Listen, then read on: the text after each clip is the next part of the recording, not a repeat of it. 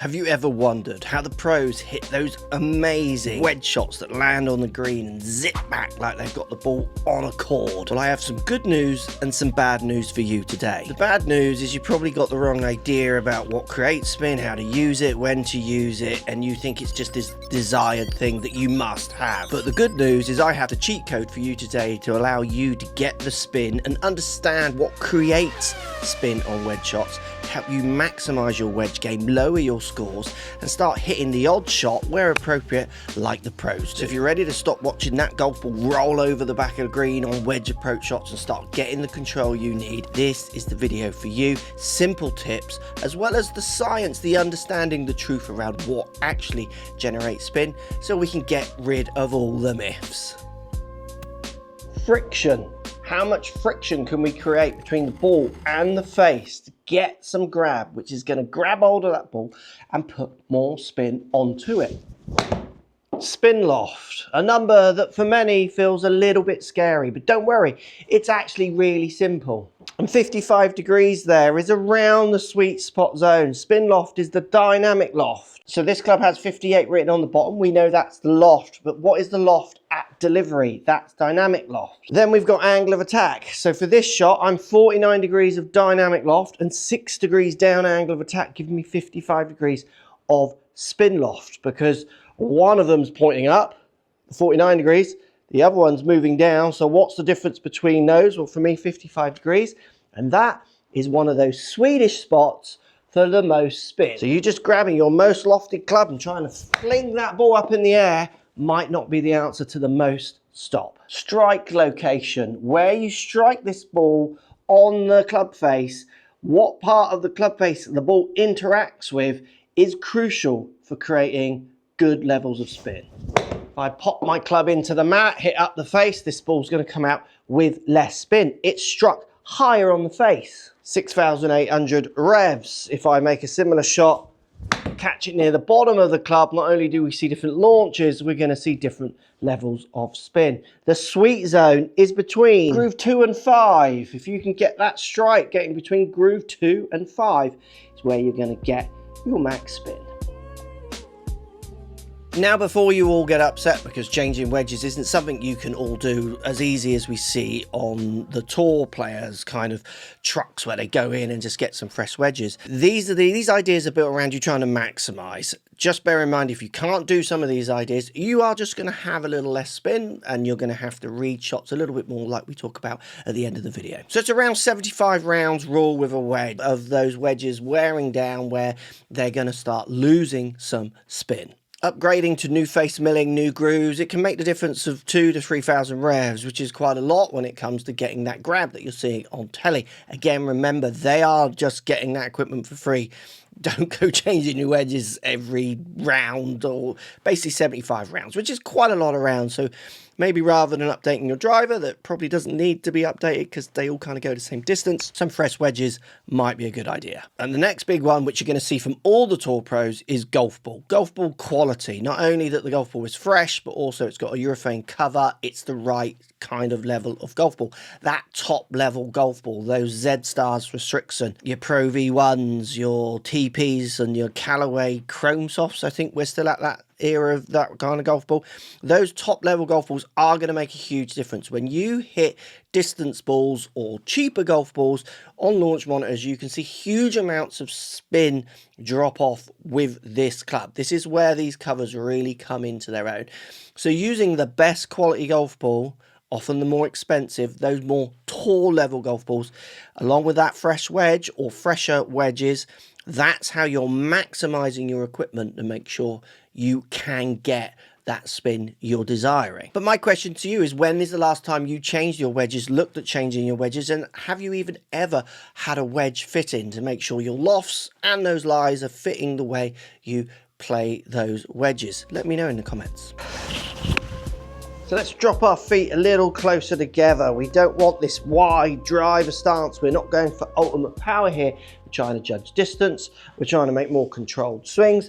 We're trying to control impact as well as that strike. So we want those feet a little bit closer together.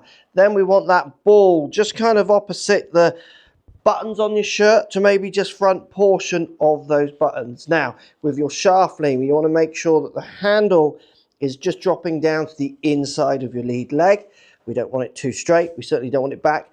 And we don't want to see excessive shaft leans. Remember, we need certain amounts of loft to get that spin loft number working for us. Feet closer together. Ball just opposite the middle of my body, just slightly forward of my shirt buttons. Handle up towards lead leg. And then we want a little bit of pressure more on your left foot as that club starts back. So a little bit more pressure on that front foot as the club starts back. Also remember to have good posture. Lots of golfers get very rounded and sunk down in these shots. Just bring your chest up, bring your back up. We're going to try and create some good strikes from some good angles and nice neat setup. Great little trigger for some golfers that really help them with their pressure. If you start with your pressure on your left foot, it generally can only go one way. What people tend to do if they start with their pressure forwards is as they start the club back, if they push with this foot, pressure goes back with them. This creates those kind of horrible strikes, dugging the ground in early, kind of fats, and if you don't hit the ground, coming up, hitting those fins. So really good trigger. Just do a little bit of shuffling before you hit your shot. So you see how I'm just lifting the foot, so left foot, right foot, left foot, right foot. What you can do, start with the pressure actually on this foot.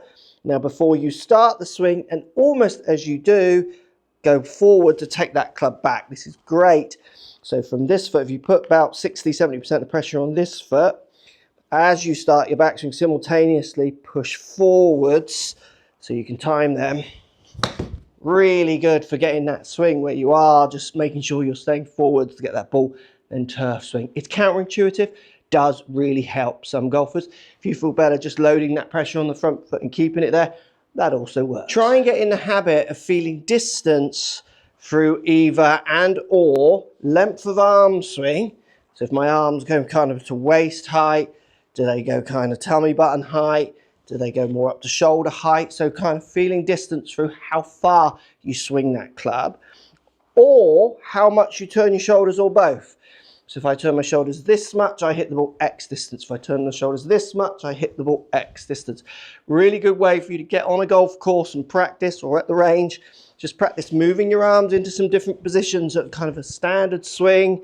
So if I want to go about 40 yards, kind of about there, not the best strike, but that is landing, or 45, a little far, but I'll take it. And that's for me working out if I get my arms parallel to the ground, nice relaxed swing. With that little bit of shoulder turn, I find that distance. Get your arms and shoulder swings connected to try and find distance. Don't think of distances so much of kind of just external. Have the external, the view, but also go internal while you're over the ball so you can still get those distances really dialed in. And the killer move when it comes to many shots, but certainly pitching, is golfers really trying to get their arms to get across their body too much. So trying to get their arms kind of out in front of them too early, kind of desperate for shaft lean, for ball and strike, hit. Believe it or not, when you hit a shot, if my arms start here in relationship to my body, when I hit my pitches, they're probably about here. So they're actually further back than where I started. It's just I'm more rotated and slightly more pressured forwards that brings that up to the ball. So basically, my hand under my left arm here is just a little bit more crushed impact than it is at the start. I actually close this gap. So a really good way of practicing this feeling, because it is a bit confusing. So if I put my hands back here, so they're now more across my chest, if I rotate forwards and just hit that ball forwards, like, it's hard not to hit a good strike doing that, as long as you keep that body rotating. What we do notice from golfers is as soon as their arms get back to almost where they started, say here too early, they just stop rotating, they don't turn, and that's when we get these horrible collision, kind of collapsy impacts. So what you can do at the top of your backswing, you can either feel like this joins your chest a little bit, so top of your lead arm just joins your chest. It's a great feeling, a feeling of just closing that gap, leaving those arms back and making sure rotation is pushing that ball forwards, which is great for ball then turf strikes. And the other one, like I just showed you, this one really triggers for most golfers. Just literally hit some shots. Let's put the club back just behind your right foot. Pick it up a little bit so it's just above the ball, because that's about the height it'd be coming in at. And then from here, rotate just slightly forward, pump and pitch. Really good for feeling a good strike. And then work that feeling in to your pitching out on the course, which is where we should go next to really understand spin. So let's play the lie game, and in the comments down below let me know what you think this ball will do from this lie. This is where the skill also is super important, that I see is good from better players, certainly pros. Amateurs, they struggle. So this lie, good for spin or bad for spin, in the comments. So it's green, but there's no real grass around that ball. Playing 90 yards, front right pin, so a bit of stop is needed. What are you calling this one? It's 100 yards playing, so I've got my 50 degree. A little bit of push, so I'm going to need that to stop. I'm going to call this one good levels of control. I reckon this is not high, it's not the highest, but I would certainly take on most greens from that lie. We're now 40 yards out. We've got grass around the ball on this one. Actually 1.5 yards back from that, we're on a completely bare lie. Same tucked pin. Which one would generate the most spin out of those two? I know which one I would prefer. Oh, that is nipped, lovely. We'll show you the stop on these in a second. So if we take on the one with the tuft behind, and I'm pretty confident that you're all able to guess, certainly from the information already, which one's going to spin more or less. The question for me with these shots is, am I going to accept the land angle? So this one, I feel like land angle might be my only friend to try and get it to stop anywhere near this pin. If I can't stop it short, which I kind of can't. Oh, that's come out fiery.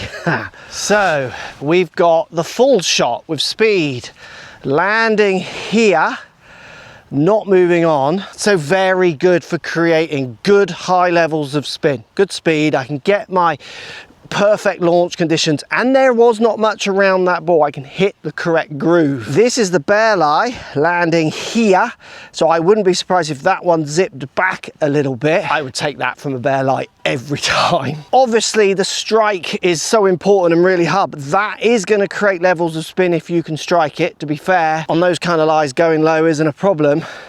And landing here out of the tufty rough to go back there, so that one needs to be flirting with the fringe, or I just need to go way higher. I think you're getting the point. You need to be really looking at what is around that ball and reading that lie to know if the spin is going to be maximized or not. I am not trying to maximize spin on shots, if ever, because it's too dangerous. I'm trying to strike it consistently as much as possible, and I'm reading the lie and I'm changing land angle and where I drop it. I'm letting the spin maximize because the situation maximizes it.